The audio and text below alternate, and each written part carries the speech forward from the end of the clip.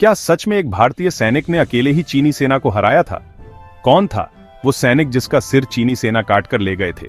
कैसे एक भारतीय सैनिक की मृत्यु के बाद भी उसकी पूजा होती है? कौन था वो सैनिक जिसके दुश्मन ने भी उसके सम्मान में उसकी मूर्ति बनाई?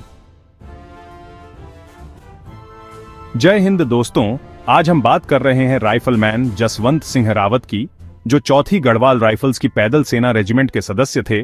भारतीय सेना के इतिहास में वे एकमात्र सैनिक हैं जिन्हें मृत्यु के पश्चात भी पदोन्नति प्राप्त हुई। राइफलमैन जसवंत सिंह रावत का जन्म 19 अगस्त 1941 को उत्तराखंड के पौड़ी गढ़वाल जिले में बरियूं गांव में हुआ था। 19 वर्ष की उम्र में 19 अगस्त 1960 को वे भारतीय सेना में शामिल हुए और प्रसिद्ध गढ़वाल राइफल्स की 4 गढ़वाल राइफल्स में भर्ती किए गए, जो अपनी वीरता और युद्ध सम्मानों के लिए जानी जाती है। एक साधारण परिवार से आने वाले जसवंत बचपन से ही बहादुर और अनुशासित थे। उनके पिता लक्ष्मण सिंह रावत भी सेना में थे, इसलिए जसवंत के दिल में बचपन से ही देश की सेवा करने का सपना था। 1962 के भारत चीन युद्ध में उनकी यूनिट को नेफा, जो आज के उत्तर पूरब के अरुणाचल प्रदेश का क्षेत्र है, में तैनात किया गया था। यह एक ऐसा समय था जब भारतीय सेना को दुर्गम हिमालयी क्षेत्रों में चीनी सेना का सामना करना पड़ा। यह युद्ध अरुणाचल प्रदेश के तवांग क्षेत्र में हुआ था, जहां चीनी सेना भारी संख्या में और बेहतर हथियारों से लैस थी। भारतीय सेना के जवानों के पास संसाधन सीमित थे, लेकिन उनकी देशभक्ति और साहस असीम था। राइफलमैन जसवंत सिंह रावत और इस युद्ध को लेकर कई सारी दंतकथाएं भी हैं। यह कहा जाता है कि उन्होंने अपनी राइफल से लगभग 300 चीनी सैनिकों को मार गिराया। जब चीनी सेना को यह झांत हुआ कि वे एक विशाल सेना के बजाय केवल एक सैनिक से लड़ रहे हैं, तब उनके गुस्से का ठिकाना नहीं था और उन्होंने प्रतिशोध का निर्णय लिया। लेकिन जैसे ही राइफलमैन रावत को एहसास हुआ कि वे पकड़े जाएंगे, उन्होंने अपने आप को गोली मार ली। चीनी बटालियन को उनके प्रति इतनी घृणा और क्रोध विकसित हो गया कि उन्होंने उनका सिर काट लिया और अपने साथ ले गए। युद्ध विराम के बाद चीनी सेना ने उनके साहस के प्रति सम्मान दिखाते हुए उनके सिर को एक पीतल की मूर्ति के साथ भारतीय सेना को लौटा दिया।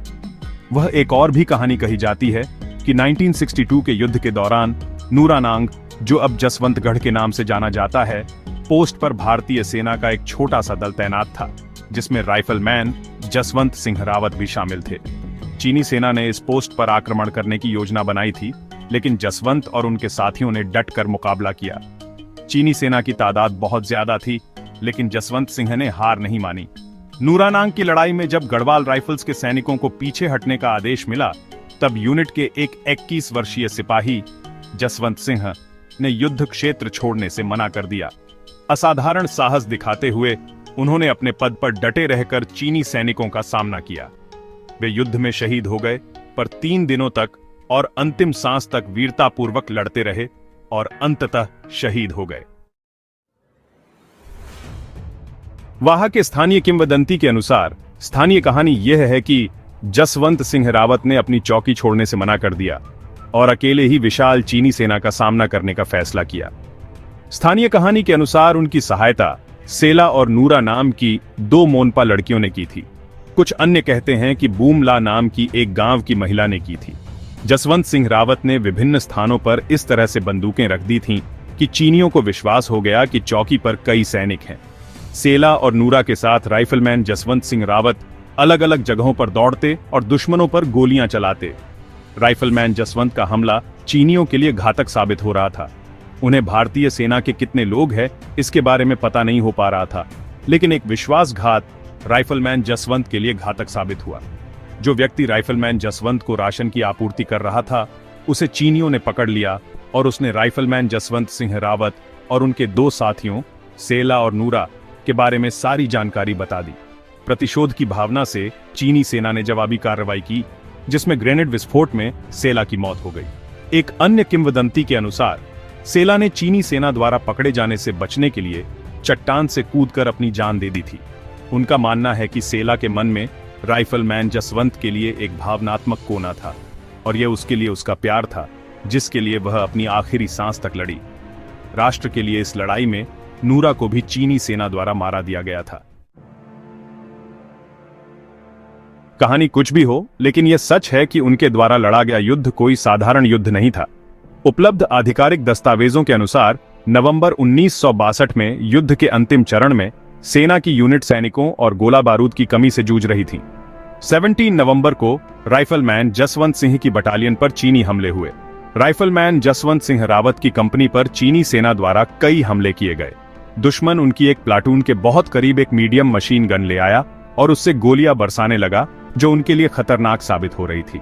राइफलमैन जसवंत, लांस नायक त्रिलोक सिंह नेगी और राइफलमैन गोपाल सिंह गुसाई ने इस खतरे को बेअसर करने का निर्णय लिया और चीनी एमएमजी की ओर बढ़े। अपने उत्कृष्ट फील्ड क्राफ्ट कौशल का उपयोग करते हुए वे रेंगते हुए आगे बढ़े और बंदूक से 10 से 15 गज की दूरी पर राइफलमैन जसवंत सिंह और दूसरे राइफलमैनों ने उस पर ग्रेनेड फेंके, जिससे 2 चीनी मारे गए और एक बुरी तरह घायल हो गया। इसके बाद राइफलमैन रावत ने एमएमजी छीन ली और अपनी पोजीशन पर लौटने लगे।